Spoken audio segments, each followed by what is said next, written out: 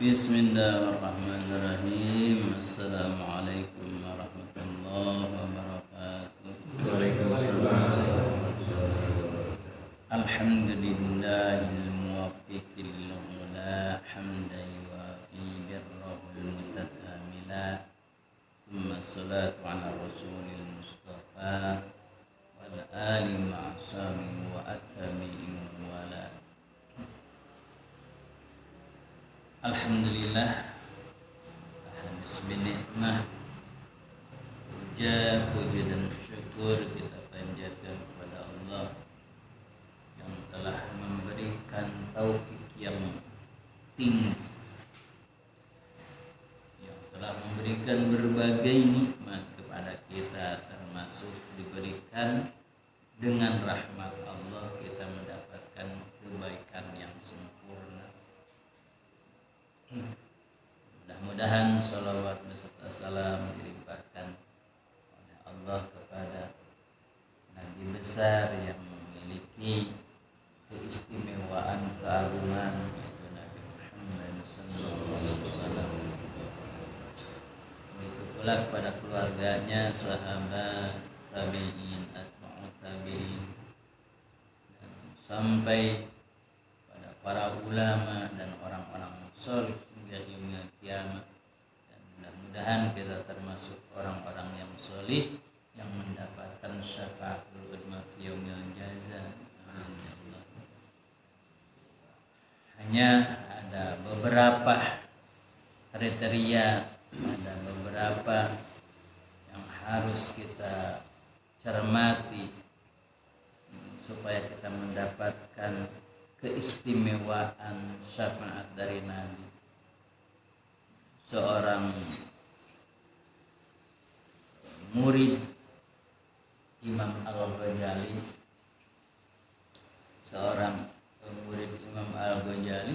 itu bertanya ke Imam Al-Ghazali, "Wahai Syekh,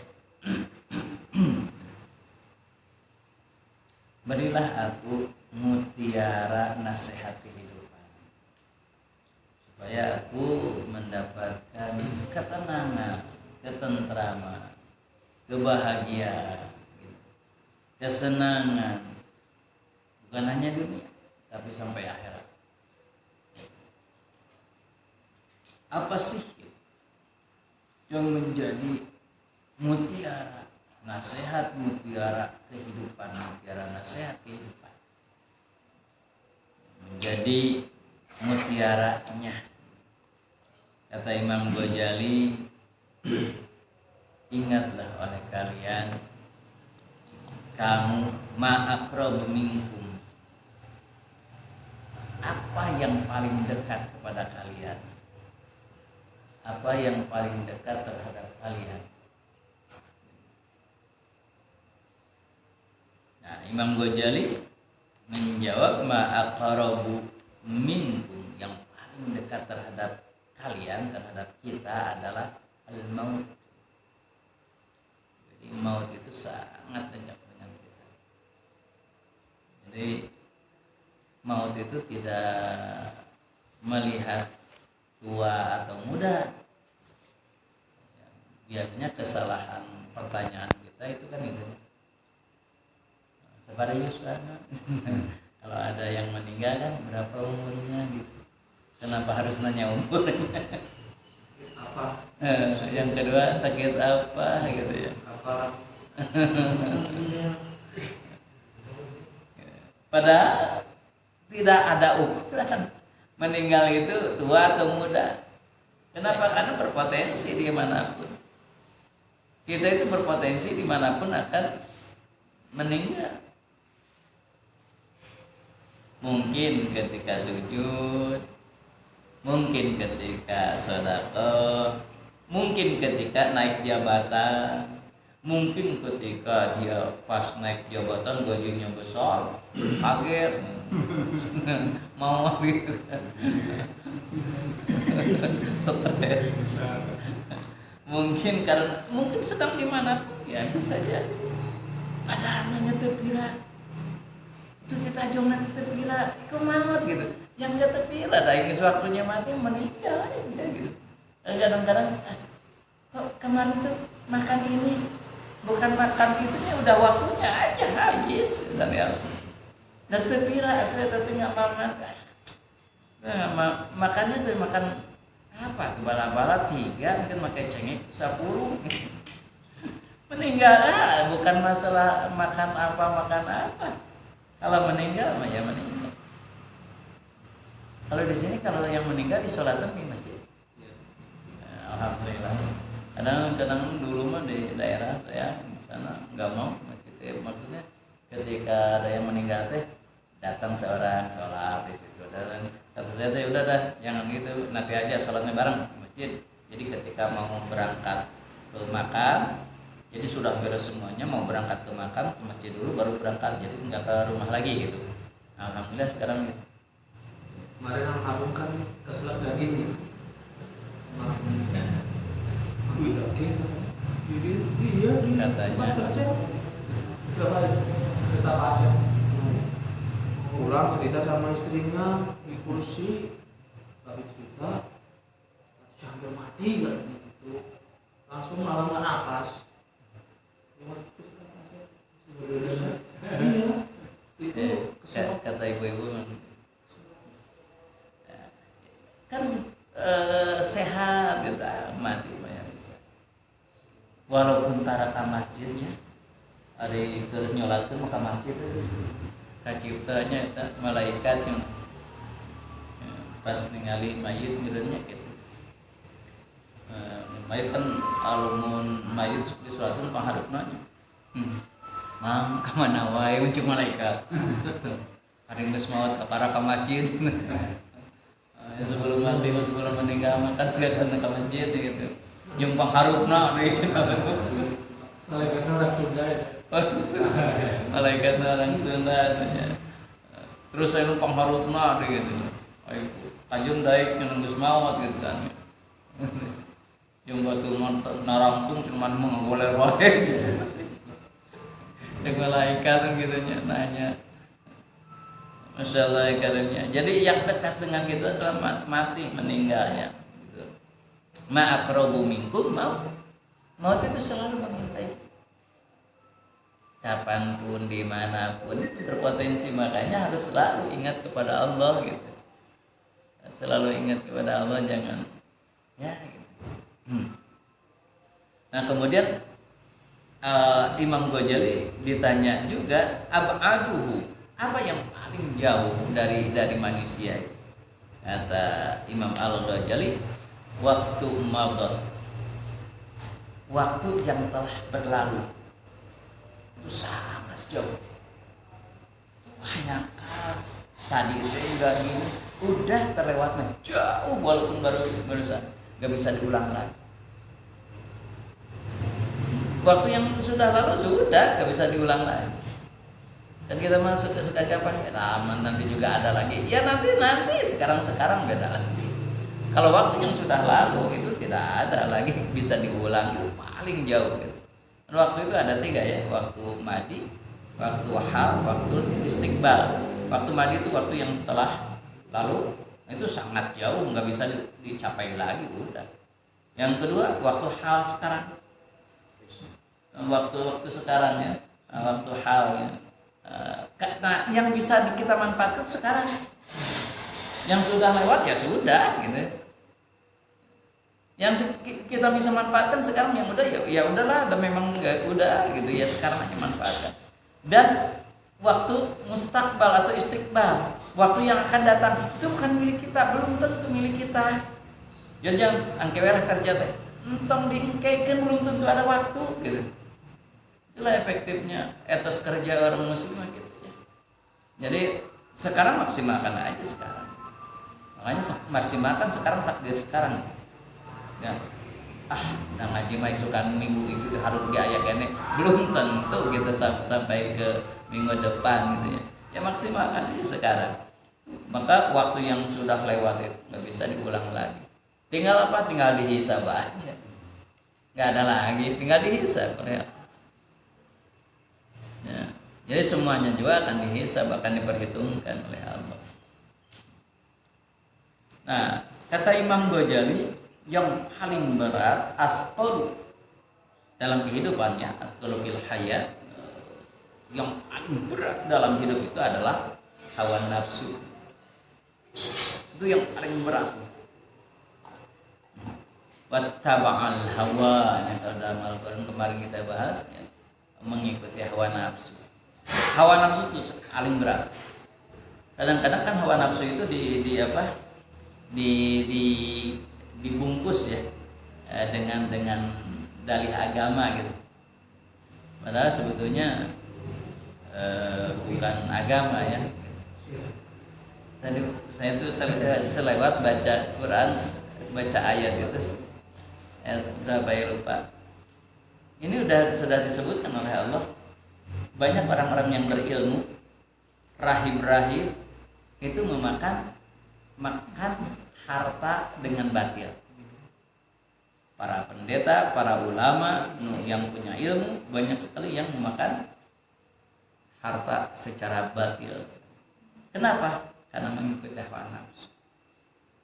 Kelihatannya ini agama nih gitu, agamis gitu. Tapi ya hakikatnya, contoh gini atulah ya. Kenapa kamu nikah lagi? Ini sunnah dari Rasul. Rasul juga nikahnya kan lebih daripada satu. Padahal kan hawa nafsu itu dibungkus dengan sunnah, padahal sebetulnya hawa nafsu. Kenapa kamu kerja siang malam? Itu kan untuk apa? Ibadah. Kenapa? Karena kerja itu ibadah. Kenapa? Untuk membahagiakan keluarga, untuk sedekah. Sudah kerja banyak uang, sedekah enggak? Untuk nafsu. Kebanyakan hawa nafsu. Kalau berdasar apa? Karena ham gimana tuh? Kenapa? Ham berdalih ham. Asasi Iya, maksudnya di mana? Itu kaum Nabi Lut nih sekarang kan lagi dipropagandakan ke seluruh dunia. Ya gitu. Iya. Dalilnya kan ham. Sadom. LGBT Itu transgender itu kan nafsu. Iya. Tapi kan berdalilnya ham. Oh, jadi ketika dia melaksanakan maksiat gitu ya, berdalihnya dengan ham. Ya itu berdalih dengan ham, berdalih dengan apa? Tapi intinya hawa nafsu. Gitu. Mau berdalih dengan agama, mau berdalih dengan ham, hak asasi manusia, gitu. Makanya kan kalau di barat itu, masya Allah ngeri gitu. Kalau di barat kan saking bebasnya kan, mau pakaian enggak pakaian pun acuek. Apa pedulinya kan gitu.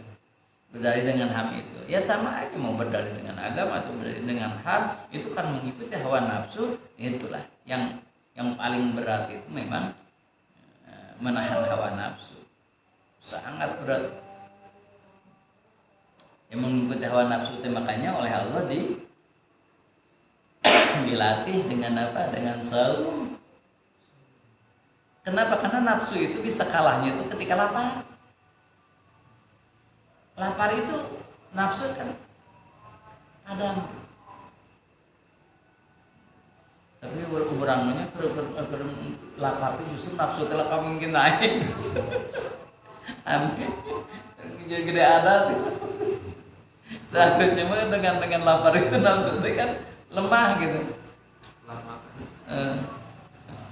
Saat makan aja rungsing kan gitu ya. Nah seharusnya itu ya, masya Allah ikan. Makanya dengan sahur itu melatih nafsu. Makanya maaf kan saking ada ini saking berat hawa nafsu itu para ulama yang sudah fokus terhadap ibadah biasanya dia tidak terlalu senang berhubungan dengan istri, berhubungan dengan keluarga, berhubungan dengan makanan atau rekreasi, enggak. Karena itu dekat dengan mengikuti hawa nafsu. Oh kan ini mah ibadah. Oke lah. Ya silakan, hanya jangan dengan hawa nafsu ya. Tapi dah susah ya untuk pakai hawa nafsu, pasti hawa nafsu untuk ayah nafsu mari kumar.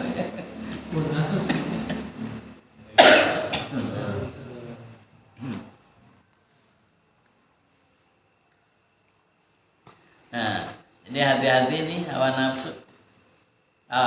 Contoh hawa nafsu itu kan ciri nafsu itu nggak akan ada puasnya. Saat makan gini, aduh kalau ada cengek kayaknya bagus tuh. Hawa nafsu nggak akan cukup. Apapun pasti kurang. Makan sudah gini mah, aduh kurang kerupuk. Aduh kurang ini nafsu nggak akan habisnya terus aja. Apapun pasti. Kurang banyak. Ya pasti. Apapun pasti. Nah itulah nafsu, makanya paling berat itu ya. Yang paling berat itu menahan hawa nafsu. Kata Imam Ghazali memang aduh masya Allah ya karim. Dan yang paling berat satu hawa nafsu dan dua setan ya syaitan. Itu paling berat. Hawa nafsu itu kan musuh dalam selimut dari kita sendiri kan. Berdalihnya dengan ini dengan itu, tapi hakikatnya karena hawa nafsu. Kan sekarang misalkan dalam politik gitu, wah ini padahal sebetulnya karena hawa nafsu. Nah hakikat namanya sebetulnya gitu ya, ketika siapapun yang terpilih jadi pemimpin, baik itu bupati, gubernur, contoh misalkan di bupati atau gubernur, misalkan dia dipilih oleh rakyat, menanglah. Setelah menang, apakah terasa manfaatnya oleh rakyat? Kan tidak terlalu signifikan kelihatannya. Dibekuklah sama KPK, gantilah dengan namanya pejabat sementara PJ ya, pejabat sementara gitu. Nah kemudian itu bukan dipilih oleh rakyat langsung gitu hakikatnya. Terasa nggak manfaatnya? Sama nggak juga. Jadi hakikatnya apa? Hakikatnya kita milih atau tidak milih pun setelah macam ini nggak ada pengaruh. Yang berpengaruhnya siapa sih yang kalau kita memilih itu? Partai. Kalau di kita sekarang kan orang-orang tim sukses yang manfaat benar-benar kerasa mah gitu. Jadinya seseorang itu bukan kita.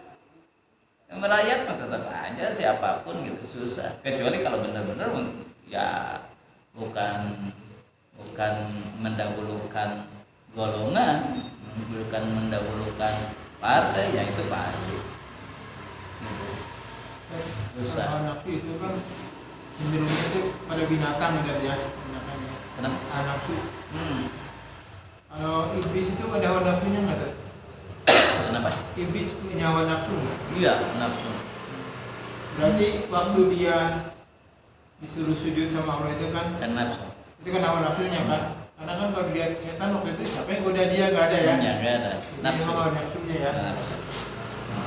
Setan digoda oleh setan perakunya itu. Nafsu. Jadi belum ada setan. Kesombongan belum. Kan? Itu belum ya. Itu kesombongan. Itu nafsu. Hawa nafsunya itu.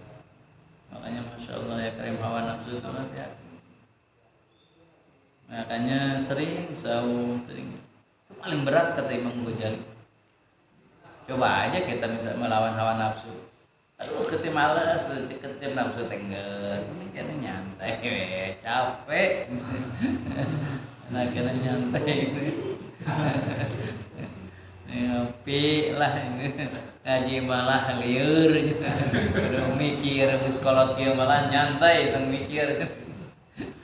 Ya nafsu malu, masya Allah ya karimnya. Naspa siksa. Tadi juga saya itu, masya Allah ya karim. Pulang di kampus jam 4:30. Padahal nggak ada pengajian nih, jam 4. Terus saya nggak keburu. Pas datang ke jam 5 udah pas siksa ke kawan. Nelpon jangan mau saja peng kan cek nafsu tenggesan kan boleh tadi agak sebenarnya sore amat cek nafsu Tadinya saya anjing kayak bisa nyetak kemari kan udah ada motor kan. Ya masalah kan menurut nafsu mah gitu nih ajak gitu nya masalah nafsu cek nafsu mah kan enak banget kan ngecapai kita nggak merebahkan diri gitu. Tapi ya Allah lawan gitu.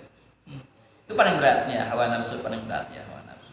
Itu hawa nafsu terhadap lawan jenis atau terhadap jabatan, terhadap pujian yang paling utama kata Imam Ghazali itu justru ini yang paling yang paling tidak dirasakan ini hawa nafsu, ini ingin dipuji, itu dari hawa nafsu. Jadi hati-hati tuh, bajunya, suaranya, tampannya, fisiknya itu bisa jadi menjadikan modal untuk dipuji oleh orang lain. Nah itu senang ke hawa nafsu. Itu yang paling berat, itu menahan hawa nafsu. Nah, yang selanjutnya kata Imam Ghazali, ma akhfa amanatun. Yang paling ringan gitu. Yang paling ringan itu adalah amanah. Kenapa disebut yang paling ringan kata Imam Ghazali? Semua orang ingin mendapatkan amanah. Ringan sekali gitu. Enggak berat gitu. Maksudnya keinginannya gitu ya, ringan juga. Isinya mah yang hianat ya lebih banyak ya. Soalnya apapun yang terjadi di Indonesia lah contohnya, pasti banyak yang ingin mendapatkan amanah. Ada gempa, belum yang saya ingin ke sana, kumpulkan di saya ya, gitu. Itu kan amanah, ringan gitu. Pilihlah udah, berilah amanah aku kan gitu. Itu ringan sekali. Keinginan itu sangat mudah, sangat ringan gitu. Tapi hakikatnya mah kata Rasul, amanah itu paling berat. Kalau dulu itu ketika diberi amanah itu langsung innalillahi wa inna ilaihi raji'un. Abu Bakar ditunjuk sebagai khalifah, innalillahi wa inna ilaihi raji'un. Dia yang diucapkan pertama kali innalillahi. Kalau kita dipilih, yang pertama diucapkan apa? Langsung sujud syukur. Dan syukuran lagi kan? Dan padahal itu diberi amanah itu sangat ringan gitu. Merasa ini mah enteng gitu. Enteng amanah, padahal Masya Allah ya kali sangat sulit diberi amanah itu. Orang diberi amanah itu dari 3 itu hanya sepertiganya, hanya seorang yang mendapatkan, yang bisa jujur, bisa aman. Jadi hanya sepertiga yang bisa aman, kebanyakan amanah itu Masya Allah. Jadi amanah, diberi amanah anak, istri, keluarga, jabatan, apapun itu amanah. Itu ringan ya Allah. Kan ini diberi amanah rezeki contohnya. Nah di akhirat Nabi ketika Isra Mi'raj dilihatkan nanti balasan di akhirat itu ya dilihatkan. Ada orang kan dia bawa apa? Bawa kayu bakar, angkat nggak kuat, gubrak gitu. Tambahan deui angkat gubrak deui cek Nabi teh aneh jalma ieu teh nu kumaha. Wahai malaikat Jibril, ini teh siapa? Ini umatmu ya Rasul. Umatku, iya. Kok aneh ya? Yang tadi juga kan pakai bakarnya tuh yang diangkat nggak kuat ya, sampai ke bawah. Tapi di ngagubrak itu tambahan lagi, ikat lagi, angkat lagi. Yang tadi saja udah nggak kuat kok, kenapa? Nah itu salah satunya diberi amanah oleh Allah, diberi rizki oleh Allah, amanah rizki oleh Allah, tidak bisa syukur tapi ingin terus ditambah. Belum mensyukuri nikmatnya tapi ingin terus ditambah. Padahal dia diberi amanah itu juga udah berat, nggak bisa tapi ingin terus. 5 tahun nggak berhasil, ingin ditambah lagi. Nggak 2 kali periode, ingin 3 kali terus, ingin selamanya, kan gimana sih? Kalau kisah Isra Mi'raj seperti bangsa ini kenyataan atau gimana? Kan belum ada Isa, belum ada kiamat. Nah makanya perdebatan para ulama. Perdebatan para ulama teh satu teori mengatakan gini, apapun yang akan terjadi sudah ada dalam desain Allah. Maka kalau Allah menggambarkan seperti itu, maka kan tergambarlah seperti itu. Perumpamaan nanti ke depan seperti itu. Satu teori, yaitu Allah menggambarkan seperti itu siksa nanti di neraka dan akan di neraka dan mendapatkan pahala di surga seperti ini. Gambaran.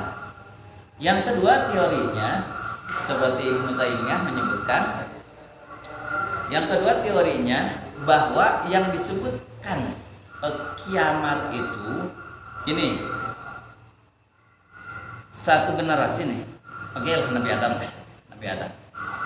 Kiamat lah. Setelah kiamat nanti Allah menciptakan lagi makhluk. Ini dari awal sampai kiamat. Ini sudah kiamat kan sudah divonis surga neraka. Surga neraka, maka Allah bikin lagi generasi berikutnya dari awal sampai kiamat lagi. Ini sudah pupus saja, udah divonis, nanti bikin lagi. Gitu. Jadi sebetulnya setelah kiamat ini mungkin saja Allah akan membuat lagi satu tempat, mungkin namanya dunia atau mungkin namanya siapa, bikin lagi kita di sana. Kita masuk surga neraka, nanti dikisahkan lagi. Satu teori. Itu berdasarkan apa tuh? Al-Quran juga kan gitu. Kan gini. Yang pertama, qala, dan ingatlah ketika Allah mengatakan kepada lil malaikatis judu li adama fasajadu illa iblis, maka sujudlah kecuali iblis. Iblis nolak, kenapa? Kemudian malaikat bertanya, ya Allah, kenapa engkau membuat manusia yang suka membunuh, suka merusak? Itu malaikat tuh. Padahal belum kan dibuatnya, baru mau tuh, baru rencana. Berarti sebelum Nabi Adam itu sebetulnya sudah ada manusia, sebutannya hanya sampai kiamat. Itu teori. Berdasarkan Al-Quran, pemahamannya di situ. Gitu. Apalagi segini tuh, kesimpulan malaikat itu, karena manusia ini akan diciptakan ini elemennya ada hawa nafsu. Nah ini atau gimana nyawanan kalau bisa Allah. Kalau belum ada, belum kan belum diciptakan, hanya mau mengatakan nanti ingin menjadi khalifah manusia, namanya belum disebutkan apa-apa, belum. Kan manusianya belum. Tapi malaikat udah tahu gitu ya, karakternya gini, suka membunuh, suka apa gitu. Padahal belum apa-apa. Nah itu teori, dasar teori. Dari ayat itu juga pemahaman. Ya silakanlah, makanya banyak teori bukan Nabi Adam itu bukan manusia pertama di muka bumi, tapi manusia yang beradab pertama gitu. Jadi sebelumnya itu mungkin primitif lah gitu, apa namanya gimana lah gitu. Itu ada teorinya gitu, seperti itu. Nah, dan seterusnya. Ya, itu banyaklah teori, jadi silakanlah mangga. Hanya kita intinya Allah sudah mengatakan seperti itu dalam Isra Mi'raj. Ketika kita misalkan ternyata bakal gini, kalau hadisnya misalkan hadisnya belum enggak sahih, ya kita kalau enggak sahih ya mau percaya atau tidak silakan. Sebetulnya kan dalam teori ulumul hadis ya, ilmu hadis itu kan kalau dilihat dari kuantitatif ya, dilihat dari kuantitas, bahwa hadis itu terbagi dua, ada yang menyebutkan 3, ada yang menyebutkan 2, silakan ada teori ya. Yang pertama itu mutawatir, yang kedua ahad, ada yang menyebutkan 3 itu, yang ketiga gharib. Apa yang mutawatir? Mutawatir itu sanadnya stabil setiap tobakoh. Itu tobakoh itu generasi stabil. Ada yang menyebutkan 40. Jadi generasi sahabat meriwayatkan hadis itu, sahabat itu 40 orang lebih gitu. Kemudian putranya sahabat yang meriwayatkan juga 40 orang terhadap hadis itu. Kemudian muridnya juga, cucunya gitu ya, cucunya lebih daripada 40 orang, dan seterusnya sampai mukharijnya yang mengeluarkan hadisnya lebih daripada 40 orang. Bukhari, Muslim, Mukharij itu ya, Bukhari, Muslim, Ahmad dan seterusnya. 40 orang, nah itu disebut mutawatir. Nah kalau hadisnya mutawatir itu sudah dekat dengan derajat Quran, maka kebenarannya adalah qat'i. Ya, qat'i itu pasti benarnya. Gitu ya. Hampir sama dengan Al-Quran. Qat'i. Itu mutawatir. Makanya mutawatir itu sangat sedikit dalam hadis. Dan Imam Hanafi tidak mengambil, jarang sekali mengambil Imam Hanafi itu hadis yang bukan mutawatir. Yang diambil oleh Imam Hanafi itu hanya mutawatir. Sehingga kebanyakannya dia menggunakan logika memahami Al-Quran. Kenapa? Karena dia menganggap bahwa akal dari Allah untuk memahami Al-Quran. Al-Quran dari Allah, sama-sama ini potensi untuk memahami Al-Quran. Maka beliau itu lebih ke madhab ro'yun, madhab akli, akal. Bedanya imam selanjutnya, Imam Malik, Imam Syafi'i, Imam Hambali itu lebih cenderung memahami hadis. Makanya 3 imam itu enggak mutawatir saja yang diambil, yang ahad saja diambil. Yang ahad itu dibagi lagi. Yang ahad itu di bawah mutawatir. Ada dari atasnya misalkan ada 10 orang yang meriwayatkan. Kesininya ada 100, ada 3, ada 2 misalkan gitu. Walaupun misalkan banyak satu generasi tetap aja disebut ahad. Enggak stabil yang meriwayatkannya. Nah, yang ahad itu dibagi jadi 3, ada yang menyebutkan 4 silakannya. Yaitu sahih, hasan, dhaif, dan yang menyebutkan 4 atau dengan maudhu. Ada yang menyebutkan maudhu dengan dhaif sama-sama aja. Gitu ya. Dhaif dengan maudhu, terus ada yang menyebutkan sama. Tapi kalau saya itu melihat karakteristik enggak sama ya. Kalau maudhu mah jijieunan, maudhu itu dibuat-buat bohongan. Kalau dhaif itu biasanya belum tentu dari rasulnya gitu. Belum tentu. Sama kalau hasan lebih dekat dengan ini dari Rasul. Kalau sahih diduga keras ini dari Rasul. Sahih itu. Jadi diduga keras ini dari Rasul. Itu sahih itu. Kalau mutawatir pasti dari Rasul. Hadis mutawatir jarang saya coba. Jarang sekali hadis mutawatir. Kebanyakan sahih. Gitu. Nah, silakanlah itu memang enggak dalam metodologinya silakan. Yang paling ringan itu tadi apa? Yang ringan itu di hadapan manusia itu dianggap sepele lah, ringan itu maksudnya, bukan ringan hukumnya ya. Itu amanah. Itu merasa gak gampangnya gitu ya. Sekelas ke orang lah. Ya disimpan ke orang, yang bisa kurang itu amanah. Ada gempa, ada apa lagi? Pokoknya bencana-bencana kan di mana-mana itu ingin diberi amanah gitu ya. Ini ngumpul ke naon, termasuk jabatan kan. Ada Kan berarti amanah yang berat pemilihan ketua RT. ya. Kita pun diajak meeting. Darat. Naon margina dateu duitan. Ribuan minggu. Berat yang gue. Nah, itu yang akhfa, ya akhfa itu apa, yang ringan ya. Nah, kemudian ashalu amri terkesalah sama yang kalau tadi ma'akhfa ya khafiyah, samar, ringan. Kalau suka dipermudah menyepelekan juga sama yang mempermudah. Ashal tuh gampang, sok gagampangan. Naon gagampangan teh? Ini menyepelekan lah gitu. Itu sholat tuh yang suka disepelekan. Ya, mulai waktunya, syarat rukunnya, nggak dipeduli tuh. Ya, banyak sholat itu kan asal yang penting mah ngalakukeun gitu. Padahal sholat itu kan imajuddin, tihangnya agama. Paman aqamaha faqad aqamaddin. Barang siapa yang mendirikan sholat sama dengan mendirikan agama. Paman tarokaha, sebagian hadis menyebutkan paman hadamaha ya. Paman tarokaha faqad hadamaddin. Barang siapa yang meninggalkan sholat maka sama dengan meruntuhkan agama. Meninggalkan itu bukan hanya meninggalkan Sholatnya meninggalkan kekhusyuannya, meninggalkan syarat rukunnya dan seterusnya.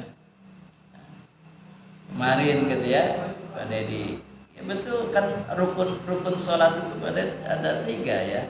Qaulinya harus benar, fi'linya harus benar, qalbinya harus benar gitu.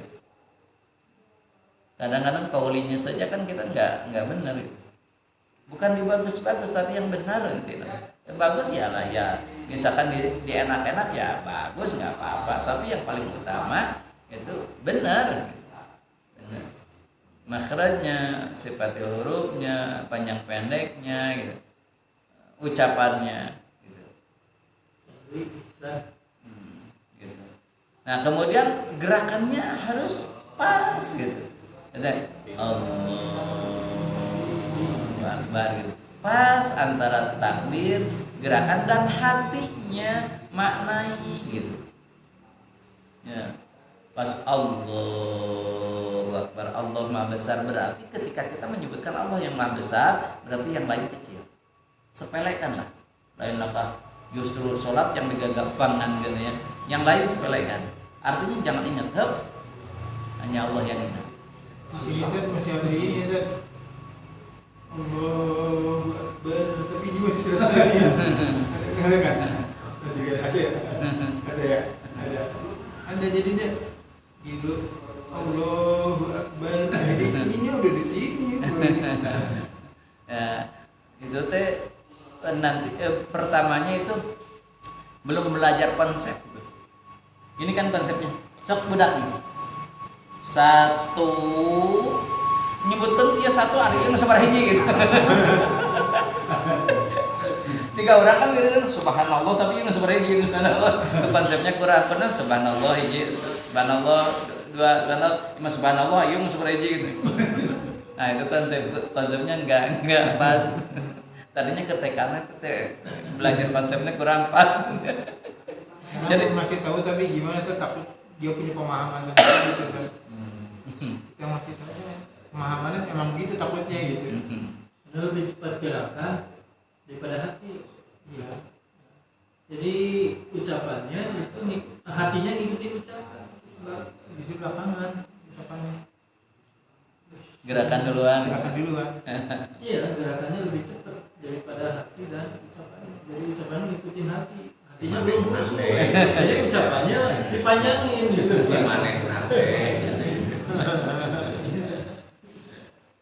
Ya. Gitu. Jadi tarkus sholat, meninggalkan sholat ya banyak pemahaman. Jadi ada yang ini gimana kita kacamata kita ya. Kalau kacamatanya misalkan kacamata tajwid pasti bakal beda dengan kacamata fikih. Hanya sebetulnya kalau salah satu kalau saya sih cenderung fikih lebih utama gitu. Kenapa? Karena dalam sholat itu justru fikihnya yang melakukan paling banyak daripada tajwidnya. Kalau tajwid itu apa yang paling utama? Hanya Fatihah kan? Hanya Fatihah. Tapi kalau fikih semua gerakan termasuk Fatihahnya dan semuanya itu fikih. Dan salah satu fungsi ilmu itu adalah prediksi. Kalau ilmu tajwid, jangan tajwid aja dulu. Ilmu apa namanya tuh ilmu sorof dan nahwu sebedakan dengan ilmu fikih. Beda nggak nahwu, sorof dan fikih? Apa bedanya benar? Coba karakteristiknya pasti beda. Nahwu sorof apa? Dia menemukan sesuatu yang sudah ada, menghukumi sesuatu yang sudah ada. Misalkan alhamdulillah. Kenapa dibaca alhamdulillah? Sudah ada kan dunya. Kenapa dibaca alhamdulillah? Karena isim di awal kalimat disebut ibtida itu permulaan, maka harus mubtada. Geningan areta huwa, geningan enggak doma. Oh, itu apa lagi? Oh, itu mah isim domir. Jadi isim domir bisa tidak berubah. Dipaksakan we gitu. Kenapa? Karena dia akan menghukumi yang sudah ada. Coba masjid itu artinya apa sih? Tempat sujud. Benar nggak sih bacaannya masjid? Salah, masjid itu. Kalau dalam kaidahnya bukan masjid tapi masjid. Kalau isim makan. Tapi nggak ada kan masjid.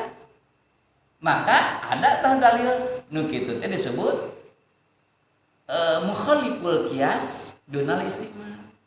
Betul, ai kakuduana mah bukan masjid, tapi dalam pemakaian mah tidak salah gitu. Nah itu saraf. Beda dengan fikih. Coba fikih. Kalau nanti ada gini, maka hukumnya gini. Jadi belum terjadi sesuatu yang belum terjadi sudah diprediksi. Maka ahli fikih itu lebih cerdas. Kalau nanti gini, maka akan gini gitu. Maka fikih itu kan kalau. Jika ada yang seperti ini, maka akan seperti. Padahal belum terjadi tuh. Itu cerdasnya ulama fikih tuh. Tapi fikih itu kan dari Al-Quran. Iya, memang. Ya tapi Al-Quran juga dari Al-Quran. Maksudnya gini, Pak. Ya semuanya pada Al-Quran. Maksudnya ini, maksudnya prediksi ke depannya. Kalau itu hanya sudah yang sudah ada aja. Tapi ini itu memahami Al-Quran. Fikih itu artinya fikih itu apa? Paham, al-fahm, memahami Al-Quran dan hadis, tetapi yang lebih jauh. Isinya dari Al-Quran. Iya. Kalau Nusrat kan kata bahasanya. Iya. Iya, maksud saya itu dalam prediksi ke depannya gitu. Fungsi ilmunya itu. Fungsi ilmu kalau nahwu shorof itu hanya menerangkan yang dohirnya saja, yang sudah ada. Tapi kalau fikih yang belum ada juga dijelaskan. Contoh gini. Dalam fikih nih, syarat rukun aja yang gampang. Rukun wudu ada 6. Kata siapa? Kata Imam Syafi'i. Kenapa? Karena adanya tertib. Tertib dari mana? Al-Quran juga tertib. Jadi lebih jauh memikirnya tuh. Gitu. Lebih jauh memikirnya. Kenapa tertib? Lah, di dalam Al-Quran juga kan membasuh muka dulu, tangan, rambut, kemudian kaki. Berarti kan berurutan. Dan dalam hadis juga berurutan. Saya melihat juga sahabat melihat Nabi juga berurutan. Berarti diwajibkanlah salah satu rukun wudu adalah tertib. Tapi kebanyakan coba kalau ilmu fikih banyak sekali prediksi kalau jual beli seperti ini, padahal belum ada di situ dalam kejadian itu. Belum ada tapi sudah diprediksi. Ini dia fikih kontemporer tadi. Ya. Fikih kontemporer. Itu. Dan makanya kalau saya sendiri sih ya, sebetulnya fikih itu jangan berhenti di ulama salaf dulu. Kenapa? Karena ulama salaf itu kan berpikirnya dia ke depannya 10 tahun, 20 tahun, tapi sekarang sudah ratusan tahun, pasti ada yang lebih tidak ada di pemikiran beliau. Contoh misalkan jual beli secara online. Kan belum terpikirkan oleh ulama-ulama dulu, ya sekarang harus ada hukumnya. Kemudian bank gitu. Dulu kan belum ada bank. Sekarang ada bank, maka harus ada hukumnya, itu fikih. Zakat dengan beras, kan dulu kan belum. Ya. Dengan uang. Dengan uang. Oh dengan uang gitu. Itu kan belum ada dulu. Nah, maka harus ada fikih berikutnya. Maka tadi ada fikih kontemporer. Ada fikih ayeuna keur ayeunaeun gitu. 2 tahun 3 tahun kemudian mah teuing. Fikihnya enggak update lagi gitu. Tapi kadang-kadang kita cukup dengan dari ulama kapungkur terus komplit. Iya, kalau waktu zaman itu sudah kehandle. Tapi kan kejadian sekarang belum tentu sama. Karena kan dalam Al-Quran misalnya la yamassuhu illal mutahharun. Tidak boleh memegangnya kecuali orang yang disucikan. Mutahharun itu yang disucikan. Nah, makanya ada yang memahami yang disucikan mah hanya malaikat. Kenapa? Karena yang dimaksud setan tidak boleh memegang suhuf yang ada di Lauhil Mahfuz. yang hanya memegang adalah malaikat. Makanya kita mah katanya sudah disucikan boleh memegang Al-Quran katanya. Tapi kalau lihat Imam Bukhari saja, ya Imam Bukhari itu ahli hadis, itu jangankan mau memegang Al-Quran, mau memegang kitab aja, kita hadis saja dia wudhu dan sholat dulu. Wudhu kemudian sholat 2 rakaat baru membaca kitab, menulis hadis. Itu hadis. Saking telitinya ulama dulu. Jadi boleh juga tadi yang tadi bilang kalau ilmu fikih ini harus berkembang terus, dikembangkan untuk masa datang maupun sekarang ya. Karena kalau kita terlalu mengacu yang kehidupan zaman dulu, maka akan cenderung dengan keterbatasan ilmu fikih itu juga bisa menggampangkan menyalahkan orang ya. Iya. Bidahkan apa-apa gitu. Karena memang kalau patokannya yang zaman dulu gitu. Fleksibel. Ya contoh konkret nih. Kata Al-Quran, dalam Al-Quran kata Allah, persiapkanlah olehmu untuk menghadapi musuhmu manistaqtum, apa yang kalian, sekekuatan kalian. Maka ya Rasul, apa yang harus aku siapkan yang paling kuat? Kata Rasul apa? Ar-ramyu. Apa ramyu teh? Panah. Ketika kamu mau menghadapi musuh, siapkanlah panah. Itu hadis tuh. Menafsirkan Al-Quran, siapkanlah senjatamu yang paling mutakhir gitu. Kalau bahasa kita sekarang ditafsirkan secara bebas, ya, yang paling mutakhir. Apa itu yang paling mutakhir ya Rasul? Panah. Coba bayangkan kalau kita benar-benar memang Quran dan hadis, kalau ada musuh menyerang ke orang muslim, gunakanlah panah. Batu mengusdana nuklir. Berapa itu kena panah? Nah, tapi ketika kita memahaminya dengan logika, waktu itu yang paling apa? Mutakhir adalah panah. Kenapa? Karena dibandingkan dengan tumbak dan pedang, yang panah yang lebih canggih gitu. Tapi kalau sekarang diambil itu Quran sama hadisnya terutama yang menafsirkannya, itu nggak akan mungkin bisa. Maka dimanaannya apa? Senjata yang paling mutakhir gitu. Waktu itu ya panah waktu itu. Kalau sekarang kan bukan panah lagi gitu.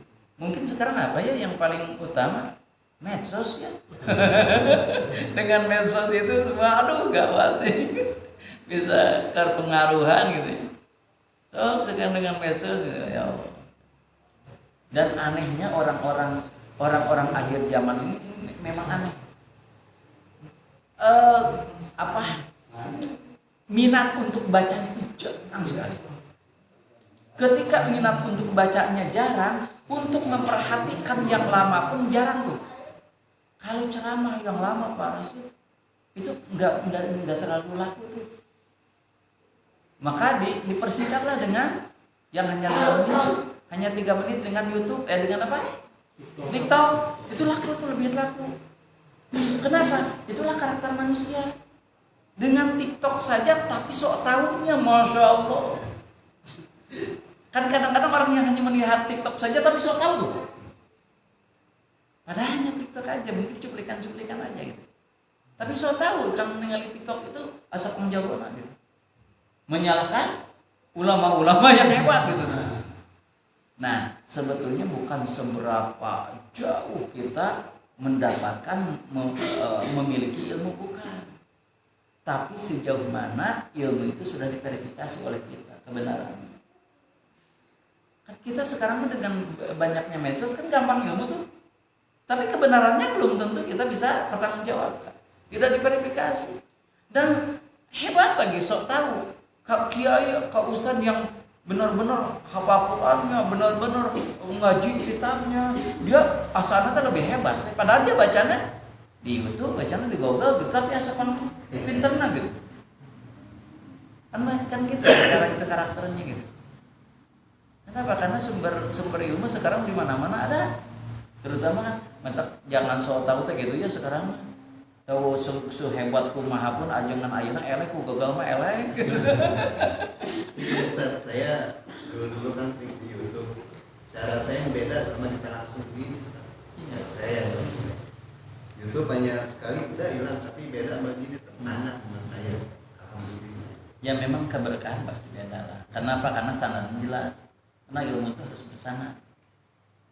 Tidak mungkin kalau kita tidak bersanad, siapa yang mau dijadikan sandaran kita? Gitu. Kan kalau ngaji ini kan bersanad. Jadi sanadnya kan ke yang musonif ya, yang bikinnya. Jadi dari gurunya kita bersanad. Gitu. Yang lebih berkah lagi kalau murid cari gurunya, Pak. Iya. Kedua, Cirinya apa? ke bumi Pak Ustaz. Hiji eta. Yang kedua apa? Yang cirinya orang murid itu yang akan berkah itu sebelum guru datang sudah ada. Kan kebanyakan sekarang guru yang nunggu murid, bukan murid nunggu guru. Kacau kan? Ya seorang-orang guru sekarang yang memerlukan murid gitu, bukan murid memerlukan guru. Dan aneh sekarang itu ke guru itu kan seolah-olah gimana ya? Sama aja gitu. Padahal Kalau di pesantren ada, kalau kuliah mah ada berapa SKS Pak Ustaz untuk adab saja ya, itu. iya. Ada menuntut ilmu, adab ke guru, adab ke Kan kitabnya juga banyak. Yang paling mudah itu kan ta'lim ta'alim. Satu kitab itu paling ini seperti segini. Itu ta'lim ta'alim itu ada pada ta'lim ta'alim. Ta'lim ta'alim itu yang mengajar dan yang belajar dan mengajar. di kitab apa dia bisa Itu mah sedikit. Yang ini mah ta'lim khusus untuk etika belajar. Ini kan yang paling kerasa sana aja mah kalau guru itu mengajar mau kita katanya. Ya. Karena kitabnya ini misalkan ini karangan Imam Nawawi ya. Nawawi kan jelas sanadnya ke siapa. Jadi kalau orang tutup kitab, apa yang dia sampaikan kita nggak tahu sumbernya dari mana kan. Mungkin diaduk-aduk dari sini gitu kan. Ya bagusnya sih memang bersanad. Ibadah itu harus bersanad, ilmu itu harus bersanad. Nah Pak, ya sampai seharusnya gini, solu kama ra'aitumuni usolli, maka sholatnya kamu seperti kamu sholat melihat. Siapa yang melihatnya? Nah, para sahabat lah. Sahabat diturunkan ke anak-anaknya, anak-anaknya diturunkan ke cucunya dan seterusnya sampai ke sini gitu. Itu kan bersanad namanya. Oh saya begini teh ada sanadnya. Oh saya begini teh ada sanadnya kan gitu. Makanya bagusnya dalam praktek ibadah mah harus dipraktekkan. Nyari ibadah mah gitu. Dan sekarang banyak sekali ya yang bersewiran gitunya di YouTube banyak, di Google gitu ya, di YouTube cuk iyo ini kan gitu, bingung tuh. Yang paling susah mah kita tuh ya, yang nggak tahu mana benar kata ini tuh kata ini iya aduh orang bingung, ayo orang mana mesti mau aduan anak itu kamu khawarit teh kan ngiluka kasih tuh ngiluka Muawiyah tuh ke Ali tuh mesti orang khawarit ya misahkan sendiri gitu kan kacau ya gitu. Nah itu sangat mudah orang itu nanti di akhir zaman itu sangat mudah katanya meninggalkan sholat. Nah, kemudian ditanya lagi Imam Ghazali itu ya, wahai Syekh, apa sih yang paling bahasa gitu paling tajam di dunia itu? Kata Imam Ghazali yang paling tajam itu adalah mulut, lidah, mulut itu katanya. Kalau orang sakit dengan pedang, seminggu, 2 minggu, sebulan, 2 bulan, setahun udah sembuh, udah total. Tapi kalau sakitnya dengan mulut, mungkin sudah dikubur pun masih nyeri hati. Seperti siapa? Patihnya Nabi Daud. Patihnya Nabi Daud kan ditipu, cari usaha. So kamu sana perang, perang itu istrinya dinikah. Yang ngedoanya siapa? Yang ngedoanya kan mulut Nabi Daud. Ya Allah, mudah-mudahan kita patinya ya, Patih Waraya mudah-mudahan gak kembali lagi gitu meninggal. Udah ini ada Nabi itu ucapan Rai Jawa mulutnya meninggal di sana ditikah. Gak disindaran ke Allah kan gitu. Ada orang yang sudah memiliki gembalaannya 99, kambingnya 99, minta yang kepada orang yang hanya punya kambing satu. Gembalaannya cuma satu, diminta dipaksa minta lagi gitu. Dengan apa? Dengan dalih perang jihad gitu. Setelah meninggal kan dinikah. Mana tahu kan lebih dahulu. Tapi lihat hati yang sakit, kan Pati Urayanya nggak menerima, walaupun sudah meninggal tuh. Terus gimana? Akhirnya gimana? Nggak diterima.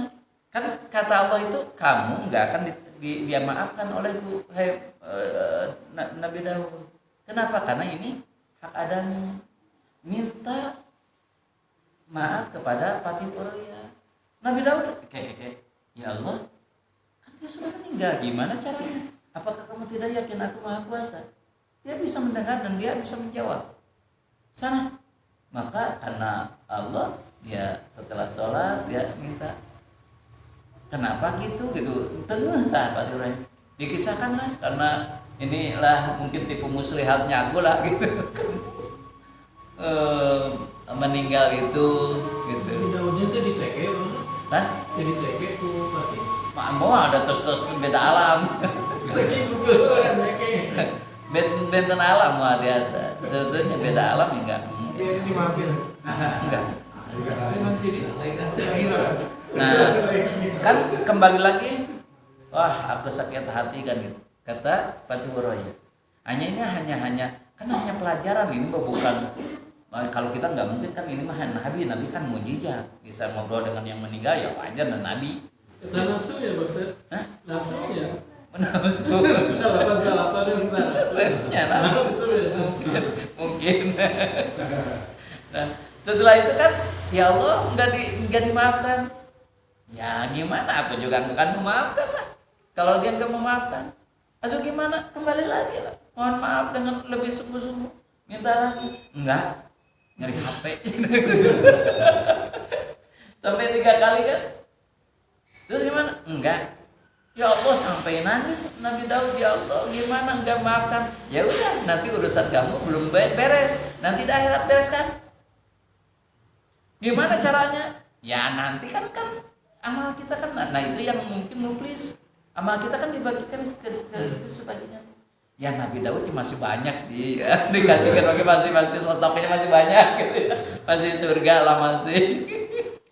Kalau kita bahaya. Gitu. Mungkin dalam hati, ya Allah mudah-mudahan saya sing buru-buru maut rek dikulung gitu. Ayah sifat-sifat gitu. Ada saya action mah. Kesannya saya Nabi Daud kan kayak action mah.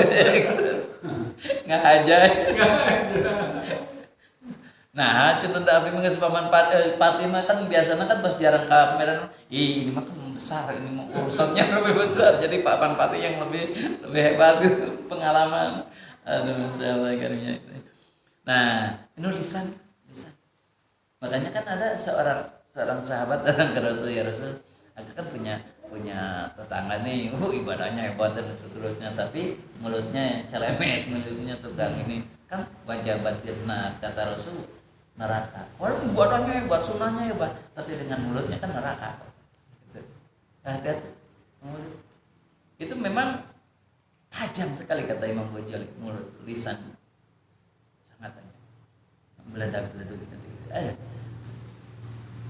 Tapi kalau kebenaran mah ya nggak apa-apa, walaupun ya kalau kebenaran meledak-meleduk ya tenang. Hanya tetap aja walaupun kebenaran ini mengatakan kebenaran ya dengan benar. Ada yang mengatakan kebenaran dengan tidak benar gitu. Jangan, kalau mengatakan kebenarannya dengan benar, dengan santun, dengan mauidhah hasanah gitu. Kadang-kadang dengan kita itu, nah hati-hati dengan nafsu tadi. Kita ingin ngasih tahu misalkan, itu salah gitu. Itu mah sombong, nafsu. Bukan gitu, benar itu ngaji lah. Oh itu gaya gitu. Sombong, nafsu. Kalau kita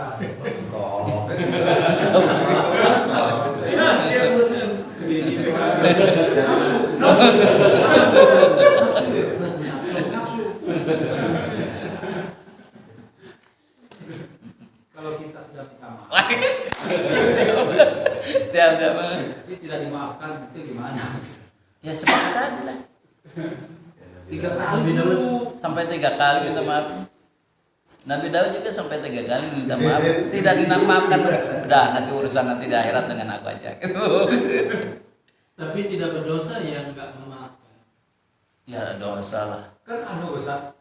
Iya, kalau tidak salah saya dengar memaafkan itu lebih mulia daripada Iya. maaf. Ya memaafkan itu mudah. Ya sebetulnya memaafkan itu. Tapi nah hati tetap pada hese. Kehel. Ya, memang mulia iya. Kenapa? Karena berat. Ya, Karena berat. Kalau kenapa misalkan kok memaafkan lebih mulia? Ya iyalah, yang minta maaf itu karena dia gampang minta maaf itu lebih gampang. Kenapa? Karena dia salah. Tapi yang memaafkan, yang nyeri hati, susah. Makanya dimuliakan oleh Allah. Kenapa? Ya. Kalau kita memang harus memaaf. Dengan orang lain ketika kita melakukan salah, kamu tuh nggak mau mulia, untuk maafkan ke aku nggak bisa gitu. Karena kita punya gitu. Kalau Iya. nggak memaafkan dia nggak dosa juga. Tidak memaafkan. Iya. Nah itu Nggak ada dosa ancaman juga. lain.